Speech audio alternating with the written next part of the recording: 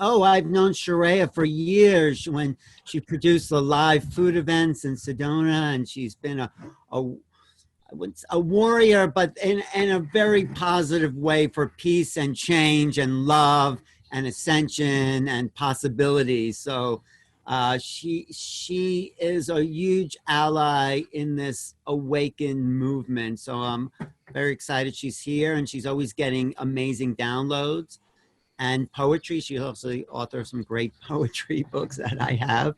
So yes, I'm excited about what you have to say, Chiraya. You're muted, but yeah, and I want to do an intro as well. Let's do 2 intros, okay? But I'm just really excited about leading off the day with the positive intention that Chiraya always brings to an event. So yes, go ahead, Neil.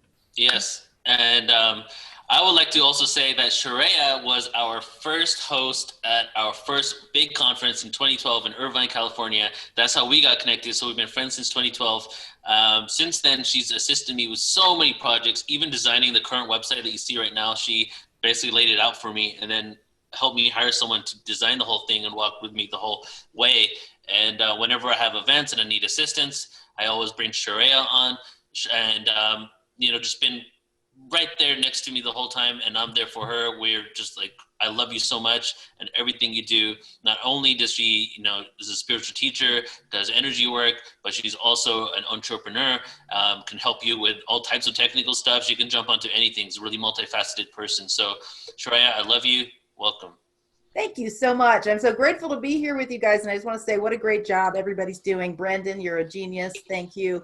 Alan, love you so much. Michelle, thank you so much for being the light that you are. You guys are great. And I actually feel, for some reason, stirring inside of me is this kinesthetic enthusiasm about the fact that you got booted off of Facebook today.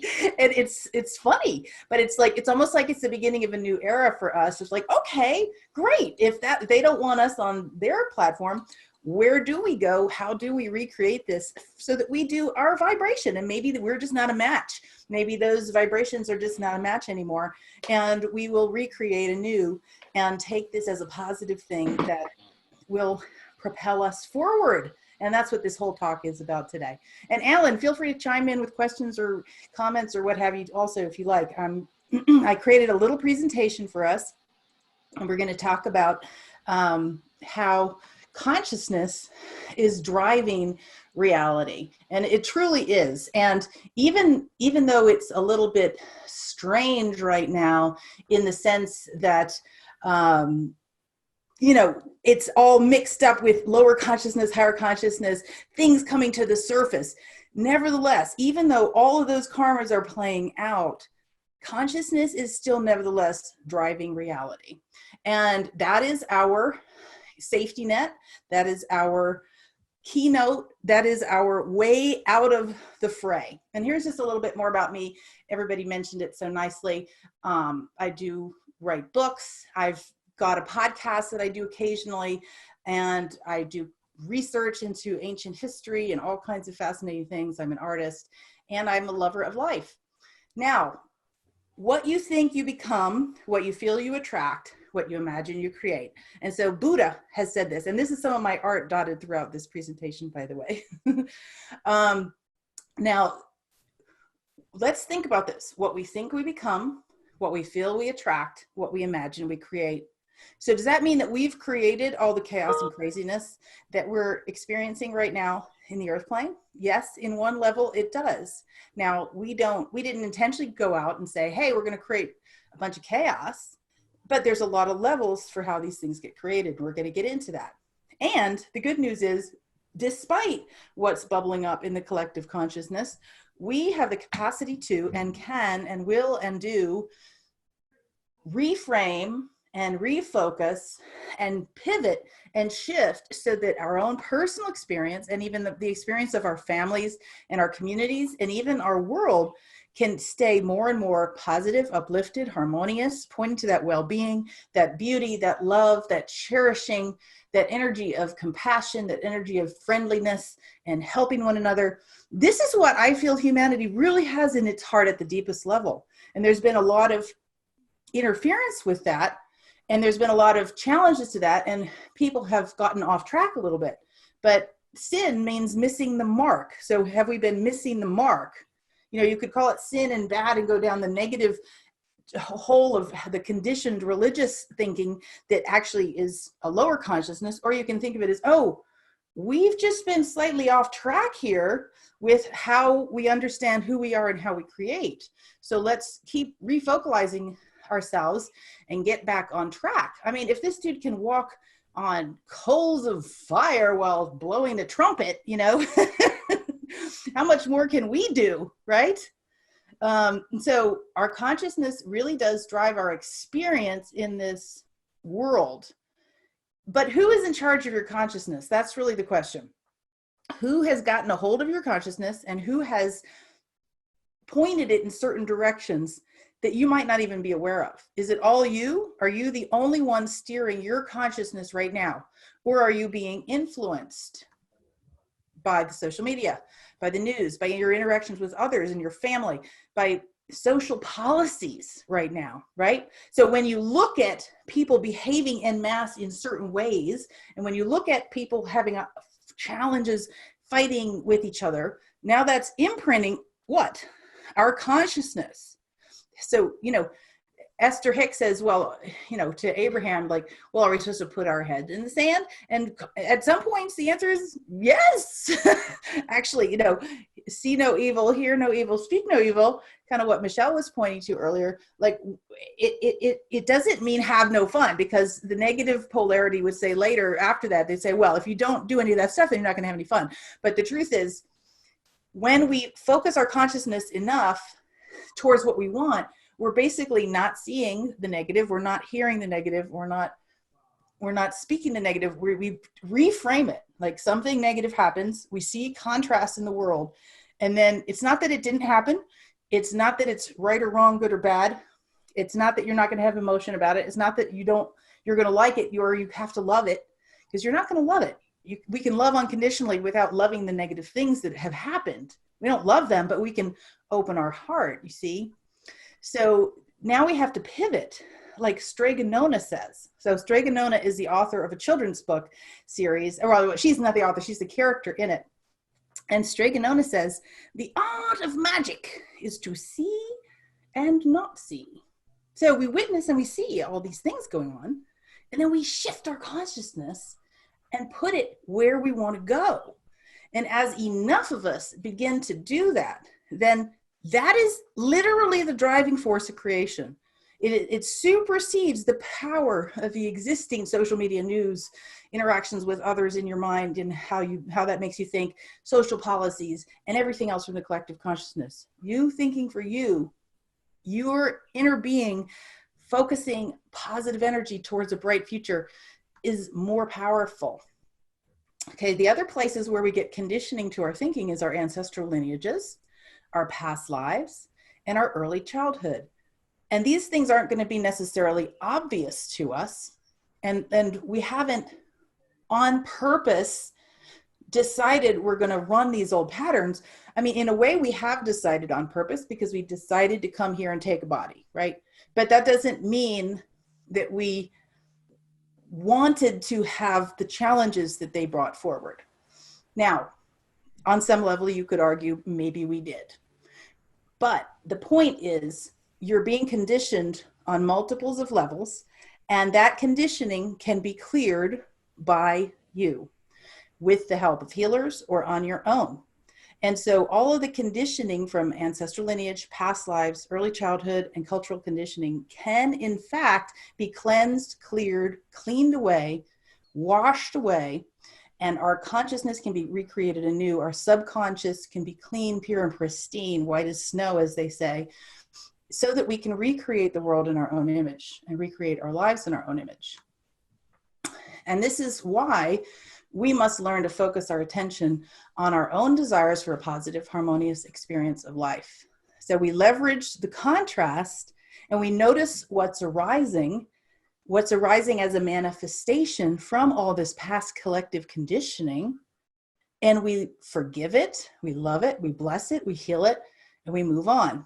And We may need to experience some of our own emotion as it arises and love that and forgive that and heal that as well. It's all part of the process. So that's why it's so important to have a daily practice right now.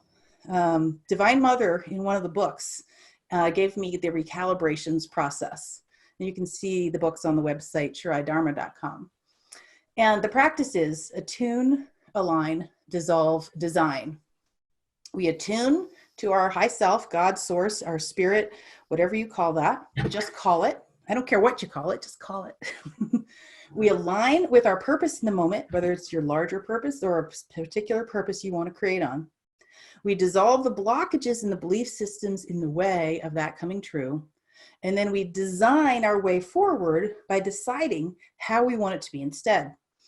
And then we can utilize numerous different types of techniques, everything from affirmations to meditation to positive thinking to reality creation scripts to vision boards to mind movies. There's dozens and dozens of tools for that designing phase, because once we have dissolved the old conditioning in the way of what we want instead, now our job is to put the inputs in that help us remain on focus towards the new goal. And as we do the energy work to dissolve the debris and detritus of the ages stuck in the subconscious mind from all those areas, it becomes easier to think the new thought. But if we don't think the new thought consistently, the default setting is probably to fall back into the old patterning.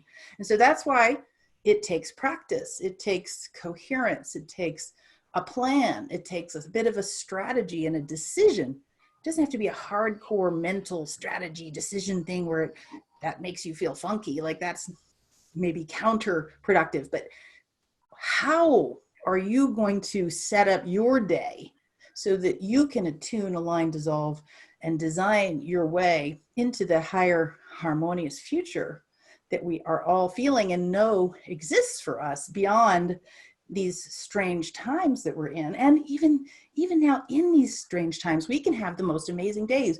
We can create peace on earth every day. I really like what Maureen St. Germain said the other day on the conference. And she said, every day, wake up and steer yourself into heaven on earth. Tell the universe, tell God, tell source, hey, today I want an experience of heaven on earth. And I just love that. I think that is brilliant. And yes, absolutely. We can do that and we should do that. And the 5 keys around being able to navigate through this are forgiveness, non-attachment, non-judgment, non-resistance, and unconditional love. And these things are all deeply woven into the books that I have written. And so, well, that have come through as transmissions from the star elders, from source consciousness, from divine father consciousness, and from divine mother consciousness. Now, each one of these is a whole essay or a whole program really to go into. So we're going to briefly go over them today, just to touch you into it and get a bit of a reminder going, because I know you guys know this stuff already, but especially when we're in the mix of it like this, we need reminders. So forgiveness means giving up the old for the new. It's cleaning, it's cleansing, cleaning our brain, like that old Talking Heads song. I'm cleaning my brain. Yes, that's exactly what we're doing. We're giving up the old for the new. We're doing Ho'oponopono. We are cleansing the subconscious of old debris and detritus. It's not really about, oh, this person did something bad, but I'm going to forgive him because he was such a bad person, but I'm going to have mercy on him and forgive him. It's not really that mindset, ultimately, when you get into the deeper spiritual code of forgiveness. That's maybe one level, right, that you need to get to in order to be able to do the radical forgiveness of like, somehow, some way I created that. I have no idea how, because it came from all that conditioning. And that person showed up with his conditioning and met me with my conditioning. It was a match. Something that I didn't like happened. I don't want that to happen again. So I'm going to clean. I'm going to forgive all the conditioning that led me to have that experience. I forgive my ancestors. I forgive my past lives. I forgive my early childhood. I forgive the cultural conditioning. I forgive this person and all the conditioning in him. And I clean it from my subconscious. And that's super, super, super, super important. This is what we do, radical forgiveness. And non-attachment is something that emerges and arises as we do forgiveness, as we awaken spiritually, as we realize that this earth plane is ever changing. It is always in flux, and it will never be the ultimately most satisfying things. It's like a playground where our consciousness outpictures itself into these images of what we have thought, really. But if we become attached to it, this is like becoming attached to Leela and Maya, and we're not really, we're like being tossed in the wind and always grasping and always trying to get something, but that something that we're trying to get is never something that's going to last. So non-attachment comes from the spiritual realization that we are immortal beings having a transient physical experience. And then non-judgment, we're talking about judge not lest you be judged. What does that mean? Well, if you put out the energy of judgment, since this is a reflective universe, that energy of being judged is going to come back to you. And it's going to box you in because you're thinking now, you've just judged those people. So now your perception is filled with thoughts about how they are. So now you have to keep experiencing them like that, most likely, unless some other thing comes in to positively change them. But it could be you. It could be you that comes in and positively helps them on their way to being different by seeing the truth of them instead of seeing how they're showing up and being negative to you. So I had a great teacher named Dr. Sylvester, and he's now passed. And he used to say, "Ah, yes, there goes God. I see you in there. I see you in there." Despite whatever is going on the surface, we look for the higher consciousness, we look for the higher being in all beings, and we find it. And in that way, we can overcome our judgments. And non-resistance means we aren't reactive to all those things that are happening in a negative way. We start to go with the flow. Again, it's similar to non-attachment. And by being non-resistant, Abraham talks about this a lot. Now we are going with the flow. Now we are allowing source energy to come in. Now we are allowing all the good stuff to happen to us. And there's a lot more to say about this. It's even in physics. But let's move on to unconditional love. And unconditional love is sort of like the culmination of all these things together. Because when we love unconditionally, all that is as it is, then we step above the fray. We step above the fray. You can think of the two pillars of polarity, good, bad, light, dark, right, wrong. And then our job is literally to rise above both of them and see this drama on this earth plane for what it is, a drama unfolding. And to witness it from a higher perspective and to not get caught in the fray, in the battle. It's like maybe at some point you're enjoying the fray and the battle, but it gets wearying, doesn't it? And it becomes time for us to literally rise above. It's a practice. We also need to act from our highest guidance by practicing meditation, positive thinking, getting up and setting your day in the morning. You're going to be attuned to the highest guidance, and regular daily practice is really a must for this. I really want to encourage all of us, if you haven't already got a solid daily practice to tune in with your source, to meditate, to set your day, to decide you're having heaven on earth today, or whatever it is that you like to do. I want to really encourage us to do this, especially at this time on the planet. And I am offering a meditation for free as a service. I'm doing Sunday meditations and a little talk about these things every Sunday morning for people who subscribe on my list. You get free access to the group. I'm really not selling anything. I'm just doing that for us because I know that when we focalize our consciousness, when we still our mind, when we go beyond words into the silence of love and light, things can transform in a meta way. And so I just invite anybody who feels moved by this or called to go to chirayadharma.com and subscribe, and then you'll get invitations to join that meditation. So we'll finish up here with a little quote from Ramana Maharshi. God dwells in you as you, and you don't have to do anything to be God realized or self-realized. It's already your true nature and state. Just drop all seeking, turn your attention inward, and sacrifice your mind to the one self radiating in the heart of your very being. Awesome. Yes, please do feel free to check me out at chirayadharma.com. And let's just go back to the chat and see if our lovely friends, Neil or Alan or anybody, has any comments or questions about this particular little conversation we've been in. Hey, Chiraya, thanks for that. Absolutely. I mean, what's adding to all this wisdom that you're sharing is that the times are changing, that the vibrational frequency of the earth is changing. I think someone said maybe that's why Neil has to forge ahead on new platforms, because those are old vibrations that are keeping us in an old place. So talk about that new energy that all of us, including our bodies, our cellular structures, are embodying, really. Yes, it's being said that there's no turning back. It's not going to not happen. There's no chance of this awakening not happening. There's no chance of this new dawn and this new day for humanity and the planet not happening. It is going to happen. And we're waltzing through this time. Let's just think of ourselves as waltzing through it, right?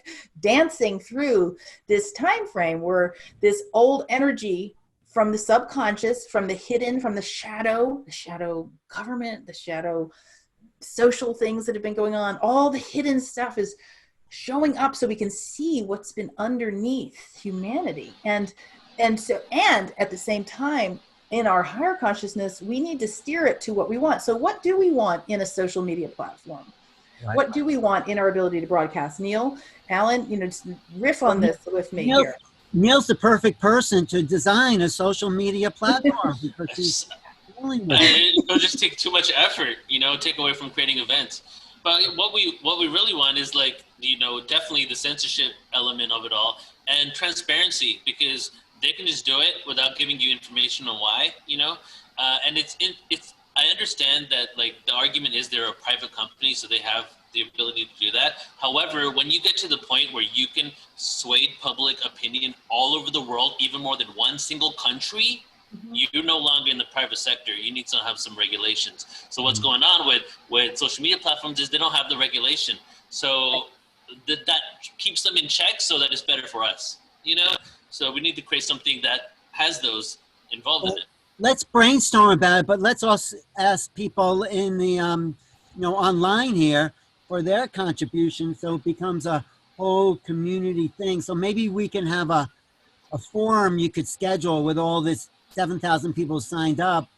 Just think about that, Yeah, yes. Yes, and we could riff on it a little bit here. Just let's imagine we engage on social media, on our beautiful internet, in ways that feel so nourishing to our soul. We feel safe and confident in the platform, and we trust that it is going to allow us to express ourselves and to share the things that we feel are important to us and attract the people who love that. And we know that these companies and these platforms are so full of integrity and love and harmony that we can really count on them and rely on them moving forward. And we know that there's whatever kind of regulations or other agreement fields are needed are in place, making these beautiful places to share beautiful truths that help us move beyond these challenging times on the planet. How's that sound? That sounds great. Sounds great to me. There's a question in the chat. Where can I learn more about daily practices? I didn't get it fully. This from Daniel. Yeah. So, okay. At my website, there are a number of books that is going to have they have so many exercises in them.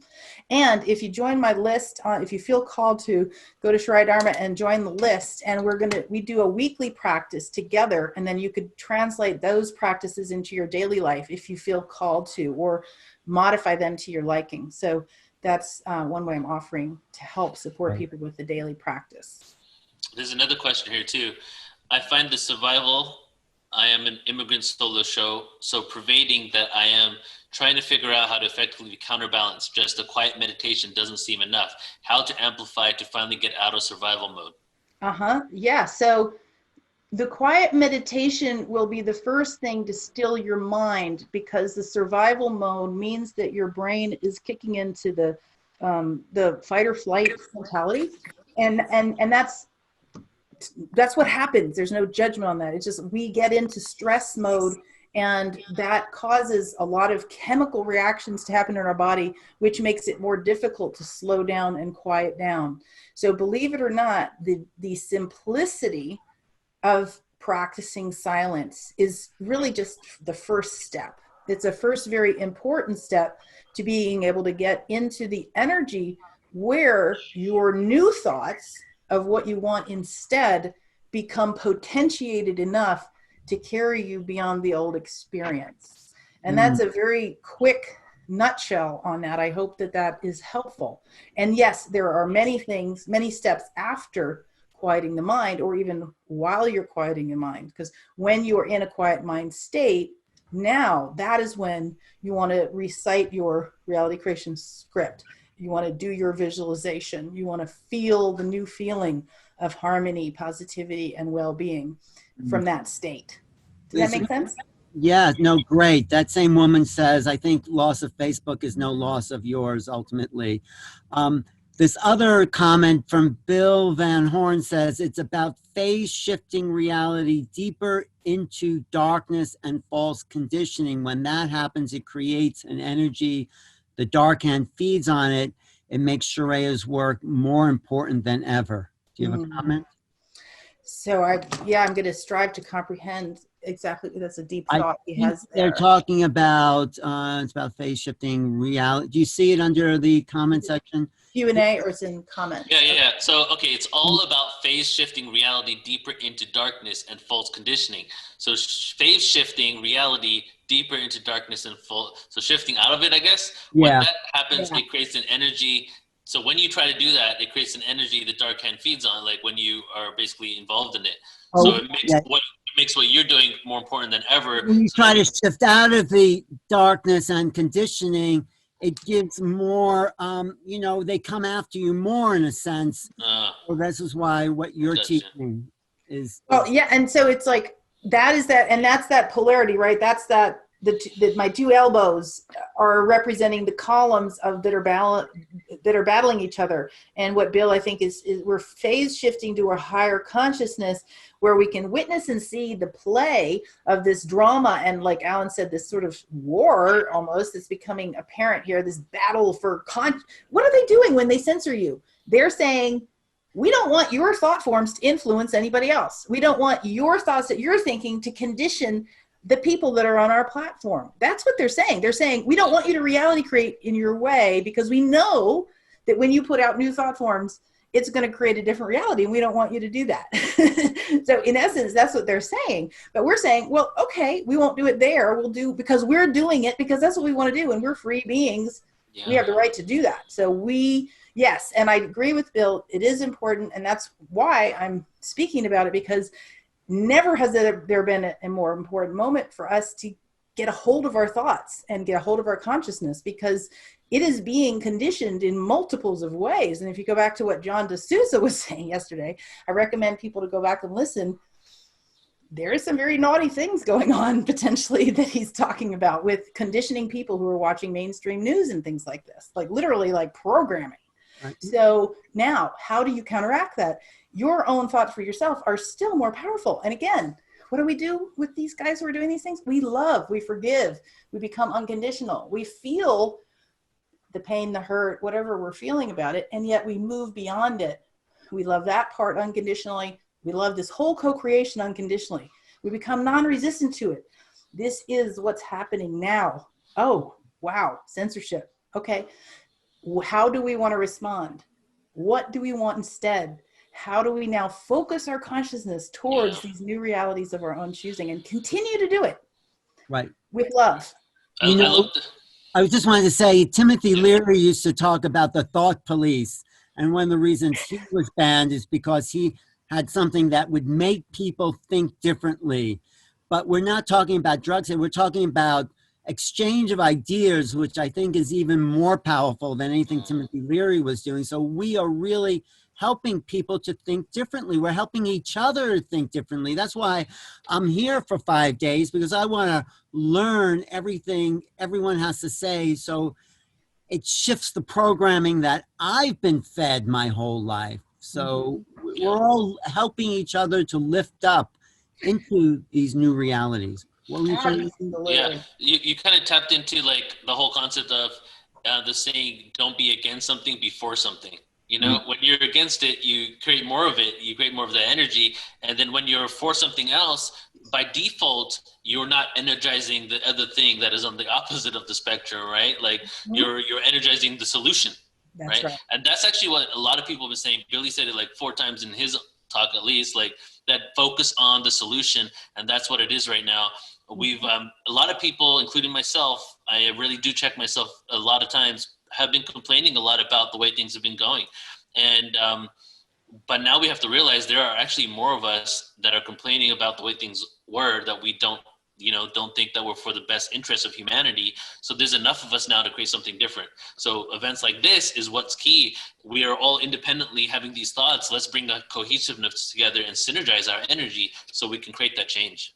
Don't you think we've just been pushed to find a better solution? It's like, it's like the need for invention, because now we're at a critical moment where we can't rely on the old forms.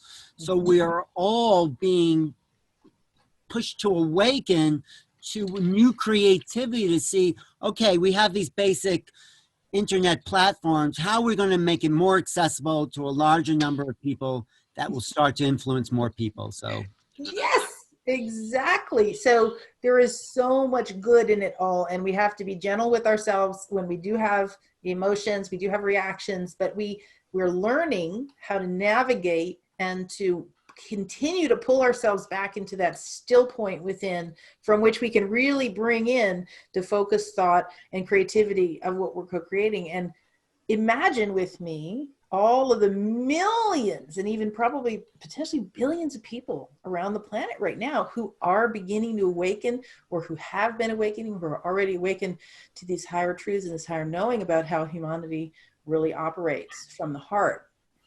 And it is unstoppable. It's an unstoppable force of love that is, we're going to have to ride through. I think of it as a big bar of translucent soap right now, like 2020 to 2020, whatever, when this stuff settles out, right? See all the way through that translucent bar of soap to the other side where this new reality is already birthed. Spend as much time each day as you can feeling yourself in that new reality. We are being that new reality so strongly that it must come, and it will. After the end of the last 2 days, I felt my body buzzing. I felt a shift. I think everyone's knowledge and information and just presence is already at another vibration. If we take it all in, it will affect our cellular structure. And for me, I actually physically feel it, Me too. Yeah. And that's important for us to feel our physiology, to feel the energy moving through this vessel. That is our communication system with the universe, with love, with source. And more to take care of our vessels, to feed it really high vibrational food, to do what we need to do, to clean it out, to clear out the old toxins, to do the detox, because even though we're an eternal spiritual being beyond the physical vessel, the cleaner and clearer that we can be down here, the easier it's going to be for us to navigate and receive that guidance and feel good and have the strength to move through all that. Right. Hey, Neil, do you want to bring in Gerald in? Are we ready? She's not in yet, so I emailed her, but she did email me today asking about it. But let's just do this last question for you, Chiraya. So Dave is asking, can you just say a little bit about your history and how you got into this path? Oh, thank you so much. Well, it's kind of got into me. So my earliest memory, actually, before I actually did have memories of the womb, but my earliest memory of being a little conscious being is at age 3, when I was doing reality creation with God and talking to my parents about it. And I'm sure they were like, who is this child? And then by age 7, I was naturally doing energy clearing on myself. And I didn't call it that. I was just I was raking my aura, you know, when I went to bed at night. And then by 16, I was creating healing processes for myself because I intuitively knew that because of the negativity that was surrounding me as a child, God bless my parents and my family, but there were challenges, right? So I knew I needed to work on myself. And then by 18, the earth started talking to me.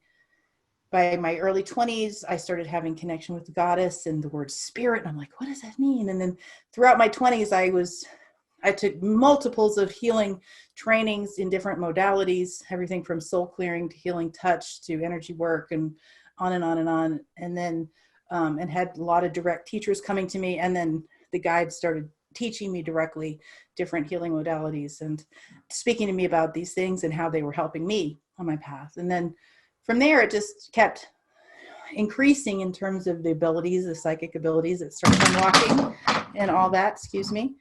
And then I was informed that I would be writing some books that would be important books for these times, for this transition. And that has started happening. And a lot of the books are already out now. And so thank you for asking that. That about sums it up in a nutshell. You can read a little bit more deeper on my bio page on the ChirayaDharma.com. Well, thanks, Chiraya. We're going to be hearing from you later, right? Anyway. And I'll be hosting a few more interviews. And again, I just want to remind people, if you want to do the weekly meditation with me on Sundays, just join my list and then hit reply and say, hey, I want to join the weekly meditation. And I'll be happy to invite you to those.